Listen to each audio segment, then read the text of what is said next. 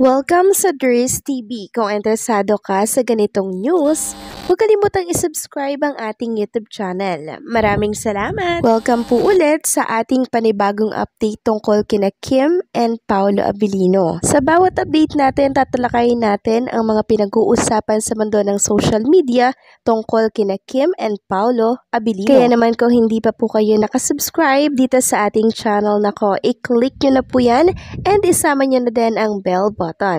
So, ayun, welcome back again sa ating YouTube channel mga kakimpaw, and sa update natin ito, ang pag-uusapan natin ay tungkol sa mga importanteng kaganapan kina Kim and syempre kay Paolo Abilino. Pero bago po ang lahat, narito muna ang ilang mga napili nating komento patungkol yan sa naging previous update natin. Unang komento mula po ito kay Ma'am Gilda Floresca. Sabi niya kahit nagaano kalinaw ang pag-explain mo, wala yan sa mga bashers. Mag-stick sila kung anong binabato nila sa Kim Pao. Tinuturing pa naman ang sarili nila na mga edukado. Kono. Maraming salamat sa komento, Ma'am Gilda Floresca. Agree po ako sa sinabi ninyo. Kahit anong explain ko dito, kahit magkukuta ako ng magkukuda, maggangawa dito kung ano po ang gusto niyang sabihin, for Kim and Paolo Abilino, yun po ang sasabihin nila. Kasi sarado po ang isipan nila sa bawat explanation natin. Ganyan kasi yung mga bashers. Pero ako kasi, baka, alam nyo yun, baka naman maliwanagan lang sila sa aking mga sinasabi. 'Di ba? Kasi still, yung katotohanan pa din po mga kakimpaw ang mananaig dito na hindi talaga retokada si Chinita Princess. At ang next comment naman ay mula po kay Ma'am Remedios Ramos. Sabi niya, Dries, di naman nakatahi sa balat yon. Di natin pwedeng turuan mga taong gustong humanga sa Kimpaw. Ako man sa sarili ko, bakit hahangaan ko yung taong di naman kahanga-hanga? Kasi di ko nalalahat mga ibang artista kapag nakapagrelasyon, di pang matagalan. Kung di panandalian lang, di ba? Magugulat ka na lang, magkarelasyon na pala sina Kim at Paolo. Di natin pwedeng diktahan. Meron silang sariling desisyon kung kailan nila gustong pakasal. Si Kim, meron man siyang nakarelasyon, buo pa rin ang kanyang pagkatao. Sabi nga, ibibigay niya ang sarili niya sa lalaking karapat-dapat makakasama niya habang buhay. Ganyan si Kimi. May isang salita, di naman niya nagpasalin-salin kung kani-kanino. Mas maganda kasi yung nasa tamang panahon, pagpapakasal basta't maghintay na lang tayo kung kailan. Napakagandang komento naman ang nabasa ko mula kay Remedios Ramos. Agree po ako sa inyong sinabi. Si Kim Chiu po ay isang desenteng babae mga kakimpaw na kahit ang tagal niya na nakarelasyon yung mga naging ex niya po mga kakimpaw ay never niyang i-give up ang tinatawag na bataan. So magpapakasal yan muna mga kakimpaw bago niya isuko ang tinatawag na bataan mga kakimpaw, at napakalaki po ng tiwala natin for Chinita Princess. And syempre, bilang isang babae, sobra siyang magpahalaga sa kanyang sarili. Napakagandang huwara ng isang Kim Chiu. Karapat-dapat lamang talaga siyang hangaan ng mga kabataan, lalo na sa panahon ngayon, di ba? So maraming salamat po sa dalawang komentor natin. Napakaganda po ng mga mensahe ninyo at sana po ay tumatak ito sa mga listener at viewers natin. So ayun, pag-usapan na nga natin ang ating mga topic na nakalap sa update nating ito.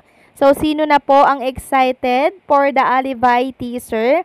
Malapit na po itong ilabas. Kaya naman kung ako sa inyo, stay put lang kayo dyan at abangan kung kailan ito ilalabas ng Dreamscape dahil sobrang pasabog daw ito. And speaking of pasabog, ang My Love Will Make You Disappear naman po ay nananatili po sa top 10 dito po sa Philippines para po yan sa Netflix. So, topper po ang My Love Will Make You Disappear, mga ka-Kimpaw. So, on second week po, netong movie ni Kim and Paolo, talaga naman pong namamayagpag pa rin ito sa ating bansa, no? Particularly sa iba't ibang bansa pala, Qatar, United Arab Emirates, and syempre sa Pilipinas. So patunay lamang to mga kakimpaw na ang My Love Will Make You Disappear or ang first movie ni Kim and Paolo Abilino ay maganda po talaga dahil patuloy itong tinatangkilik ng iba't ibang mga bansa. Biruin mo, nananatiling sa top 10 itong My Love Will Make You Disappear sa Qatar, United Arab Emirates, and syempre sa ating bansa. Kaya naman, congratulations sa team ng My Love Will Make You Disappear and syempre kay Kim and Paolo. Next topic naman, pag-usapan natin mga kakimpaw itong pinost ni Paolo Abilino sa kanyang Facebook page. Actually, kahapon po ito mga kakimpaw. So, ito po ay iba at bukod pa ito doon sa naunang post ni Paolo Abilino na kung saan ay sukob nga sila ni Chinita Princess sa payong. So, balik tanaw lang tayo sa naging post ni Paolo kahapon. Sabi niya dito, stay safe sa mga walang kasilong sa payong. Tapos, hindi pa siya natuwa doon. Meron pa siyang pinost. Picture ulit nilang dalawa ni Chinita Princess. At sa ulanan pa din ito, mga kakimpaw. Ang parang tabo nila dito ay yung parang jacket at to ni Paolo Abilino. Sabi niya nga dito, sayang hindi ako nakapagdala ng payong. Feelings lang ang nadala ko. So, grabe mang inggit si Paolo Abilino, mga kakimpaw, no? Porket may Chinita Princess siya na mahahag, mayayakap sa malamig na panahon ngayon, talaga namang nang-iinggit. Kaya naman ang mga Kimpaw fans natin dyan sa comment section ng Paolo Abilino page, talaga naman pong kilig na kilig. Ang daming masaya dyan, mga kakimpaw. Sana all. So, lagi na pong piniplex ni Paolo Abilino si Chinita Princess, no, sa kanyang mga social media account kasi siguro nababasa niya po mga kakimpaw yung mga sinasabi ng ilang bashers na bakit daw hindi piniplex si Kim dito sa social media ni Paolo Abilino. So, ayan kahapon 2 beses na plenex ni Paolo si Chinita Princess. Isang patunay na talaga namang wala siyang ibang ipiplex na babae dito, kundi si Chinita Princess lamang. Samantalang, marami po ang nagtatanong mga kakimpaw kung kailan daw po ang second cycle ng The Alibay, kung kailan daw po yung taping ng The Alibay ni Kim and Paolo Abilino. So, sana nung nakaraang Lunes pa, 'di ba?